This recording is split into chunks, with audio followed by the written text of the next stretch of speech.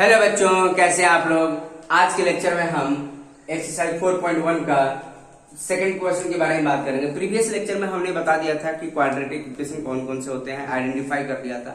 तो ऐसे भी क्वेश्चन आते हैं स्टूडेंट, आइडेंटिफाई करने के लिए स्टेटमेंट लिखा हुआ था, इससे इक्वेशन बना के हमें देखना होता है कि क्वाड्रेटिक इक्वेशन बन रही है या नहीं बन रही है। तो यहाँ पर लिखा है area of rectangular plot is, एक रेक्टेंगुलर प्लॉट है, उसका एरिया दे रखा है 5 to 8 मीटर स्क्वायर और कंडीशन दे रखी है student, the length of the plot is 1 more than twice of its breadth. We need to find the length and breadth of the plot. ठीक है, तो देखो रेक्टेंगुलर एक प्लॉट है, सपोज करो हमारे पास ये एक रेक्टेंगुलर प्लॉट है, सपोज करो ये है, इसका पूरे का एरिया जो है 5 to 8 मीटर स्क्वायर है। क्लियर है स्टूडेंट, 5 to 8 मीटर स्क्वायर। अब ये बोल रखा है जो लेंथ होगा, सपोज करो ये लेंथ है, ये एल से हमने रिप्रेजेंट किया और ये हमारा ब्रेथ है, ठीक है, ब्रेथ है। तो यहां पर बोल रखा है the length of the plot is 1 more than twice of its breadth, ठीक है। तो यहां पर देखो जो लेंथ हो जाएगा, लेट पहले तो ब्रेथ कंसीडर कर लेंगे। इस केस में क्या होता है, ब्रेथ जो मतलब लेंथ क्या दे रखा है, लेंथ किसके रिस्पेक्टिव में दे रखा है, ब्रेथ को। तो हमें एज्यूम कर लेंगे let breadth of the rectangular plot, let breadth of the rectangular plot, rectangular plot be x. Clear है, मतलब एक्स मीटर का एज्यूम कर ले, let breadth of the rectangular plot be x meter. तो लेंथ कितना हो जाएगा, then length will be, length कितना हो जाएगा स्टूडेंट, क्या बोल रखा है, length of the plot is 1 more than twice of its breadth, ठीक है, ये हो जाएगा। तो लेंथ हमारा क्या हो जाएगा, 1 more than twice of its breadth। Clear है स्टूडेंट, तो ये लेंथ हो गया और ये ब्रेथ हो गया, ये भी किस में आएगा, मीटर में आएगा। इतनी बात समझ में आ रही है स्टूडेंट, क्लियर है। तो एरिया क्या होता है, according to questions area equal to क्या होता है, एरिया क्या होता है, लेंथ इनटू ब्रेथ, ठीक है। एल क्या है, लेंथ है, और बी क्या है, ब्रेथ है। तो एरिया हमारा क्या होता है, एरिया ऑलरेडी दे रखा है स्टूडेंट 5 to 8, ब्रेथ कितना हमारे पास, x माना हमने, और लेंथ कितना हमारे पास 1 plus 2x, ठीक है, और ये हमारे पास x। तो इसको सिंप्लीफाई कर लेंगे, 5 to 8, इसको इससे मल्टीप्लाई करेंगे स्टूडेंट, तो ये क्या देगा x, और इसके साथ मल्टीप्लाई कर 2x स्क्वायर, इसको इधर लेके आओ तो 0 हो गया, x plus 2x square minus 5 to 8। अब हम इसको अरेंज कर लेंगे, तो 0 equal to 2x square plus x minus 5 to 8। तो इसको हम ऐसे लिख सकते हैं 2x square plus x minus 5 to 8 equal to 0। इतनी बात समझ में आ रही है स्टूडेंट, क्लियर है, आई थिंक सब बच्चों को समझ में आ रहा है। तो ये देखो हमें क्या लिखा था, represent the following situation in following quadratic form. Quadratic form में बताना, क्वाड्रेटिक इक्वेशन के फॉर्म में हमें इस सिचुएशन को, ये जो हमारी सिचुएशन लिख रखी है, इसको हमें किसके फॉर्म में रिप्रेजेंट करना, क्वाड्रेटिक इक्वेशन के फॉर्म में रिप्रेजेंट करना था। तो देखो यहाँ पर हमने क्वाड्रेटिक फॉर्म के में रिप्रेजेंट कर लिया है, क्यों, क्योंकि आप देखो ये क्या है, it is in the form of, क्या लिख देंगे, it is in the form of ax square bx plus c, ये इस फॉर्मेट में है, ठीक है। Therefore the given situation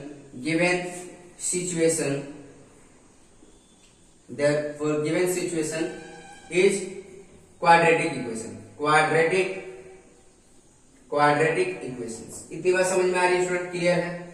therefore the given situation is a quadratic equation.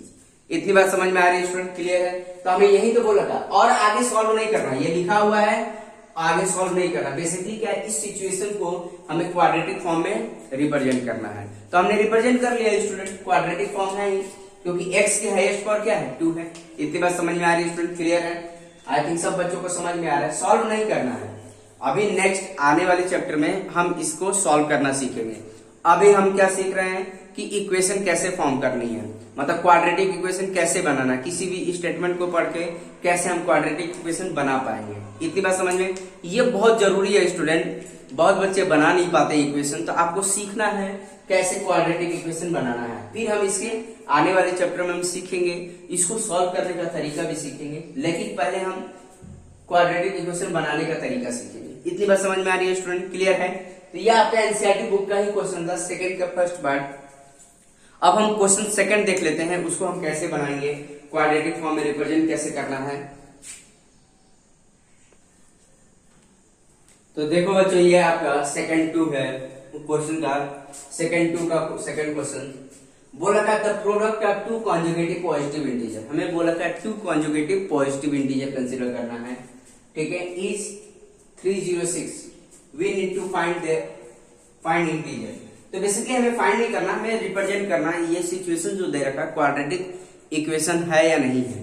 तो क्या काम करेंगे स्टूडेंट, पहले के लिए तो दो हमें कॉन्जुगेटिव पॉजिटिव इंटीजर कंसीडर करना पड़ेगा। तो इसको देखो, let two conjugative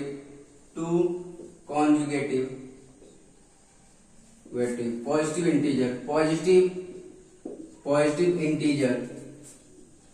integer be x and x plus 1, ठीक है, या x plus 1 and x plus 2 ऐसे मानना है। मतलब एक के बाद एक, अगर मान लो x प्लस 1 मानना, तो नेक्स्ट कौन सा मानना पड़ेगा, x प्लस 2 मानना पड़ेगा। क्लियर है? x प्लस 2 मान रहे हो तो क्या मानना पड़ेगा, नेक्स्ट x प्लस 3 मानना पड़ेगा। इतनी बात समझ में आ रही? टू एक के बाद एक, कंजुगेटिव मतलब क्या होता है, एक के बाद एक।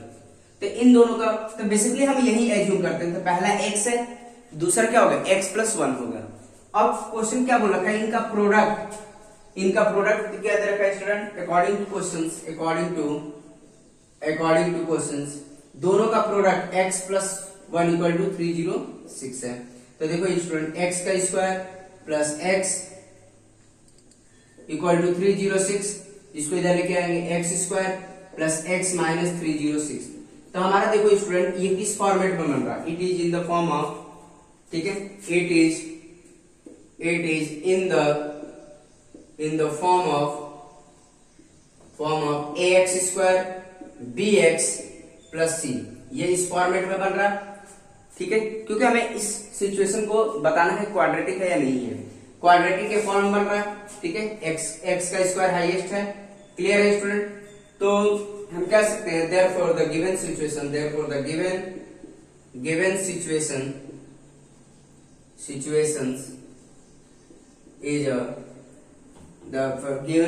is a quadratic equation, ठीक है, क्वाड्रेटिक इक्वेशन। इतनी बात समझ में आ रही है स्टूडेंट, क्लियर है? ठीक है, the given situation is a quadratic equation, ठीक है स्टूडेंट, आई बात समझ में? देखो अब नेक्स्ट वाला भी कर लेते हैं। तो आपको ये बनाने आना चाहिए स्टूडेंट, ये जब तक नहीं करेंगे तो आगे के हम एक्सरसाइज नहीं कर पाएंगे, ठीक है, आई बात समझ में? तो देखो अब नेक्स्ट वाला कर लेते हैं, ये थर्ड वाला बहुत आसान है स्टूडेंट, कुछ है नहीं।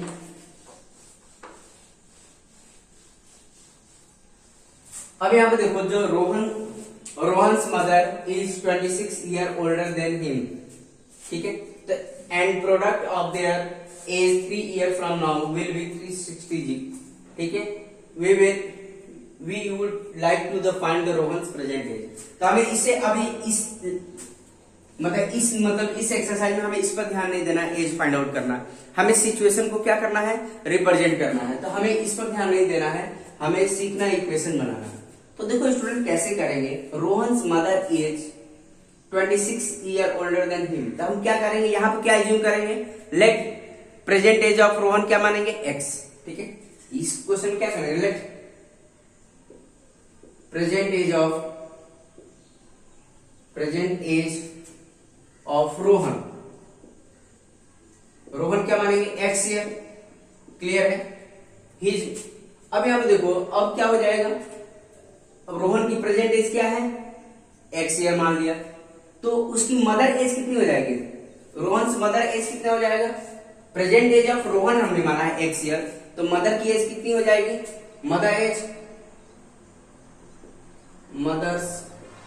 रोहन्स मदर एज, ठीक है, क्या आ जाएगा, रोहन्स मदर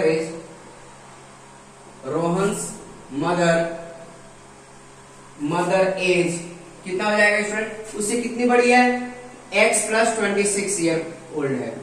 इतनी बात समझ में आ रही है स्टूडेंट, कितनी बड़ी है, x प्लस 26 मतलब उससे 26 ईयर ओल्ड है।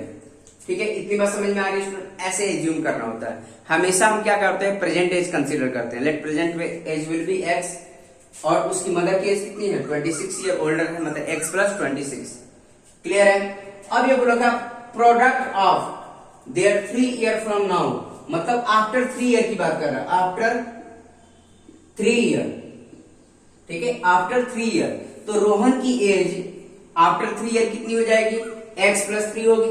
क्लियर है, क्योंकि आफ्टर 3 ईयर जो एज होगा उनका प्रोडक्ट दे रखा है स्टूडेंट, 3 ईयर के बाद जब होगा उनकी एज, उनका प्रोडक्ट 360 दे रखा है। तो रोहन की प्रेजेंट एज x थी, तो आफ्टर 3 ईयर एज कितनी हो जाएगी, x plus 3, and his mother age कितना हो जाएगा, x प्लस 26 प्लस 3। इतनी बात समझ में आ रही। तो ये हमें क्या मिलेगा, x प्लस 29 ईयर।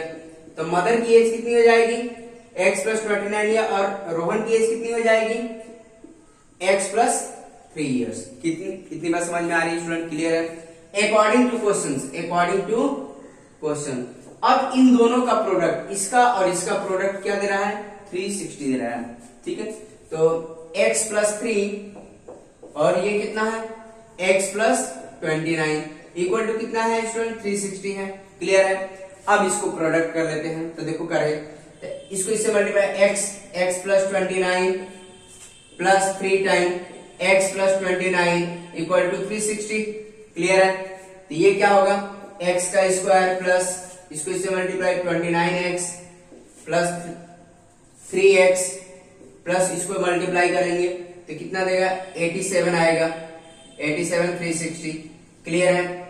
तो अब यहाँ पे देखो x का स्क्वायर प्लस ये 29 प्लस 3x कितना देगा स्टूडेंट, 29 प्लस 3 32x। अब इसको हम क्या करेंगे, उधर लेके जाओ या इधर लेके आओ, 87 माइनस 360 इक्वल टू 0। क्लियर है, आएगा समझ में स्टूडेंट। आई थिंक सब बच्चों को समझ में आ रहा है कि हमने कैसे कैलकुलेट किया। तो अब देखो यहाँ पे x का स्क्वायर प्लस 32x, अब देखो इसमें से इसको माइनस करो तो कितना आ जाएगा स्टूडेंट, माइनस 273 इक्वल टू 0, इतना ही आएगा। अब इसमें से इसको माइनस करके देखिए, और साइन किसका होगा, माइनस ही रहेगा। इसमें से इसको क्या करेंगे, सबट्रैक्ट करेंगे, साइन किसका रहेगा, माइनस का ही साइन रहेगा। ठीक है, तो अब ये कौन से फॉर्मेट में बन रहा है, ये क्वाड्रेटिक में बन रहा है। क्या बोलेंगे, it is in the form of ax square bx plus c equal to 0। इसी फॉर्मेट में बन रहा है, क्योंकि x की हाईएस्ट फॉर्म क्या है, 2 है। तो हम कह सकते हैं it is in the form of ax square bx plus c, therefore the given situation is a quadratic equation. Therefore the given situation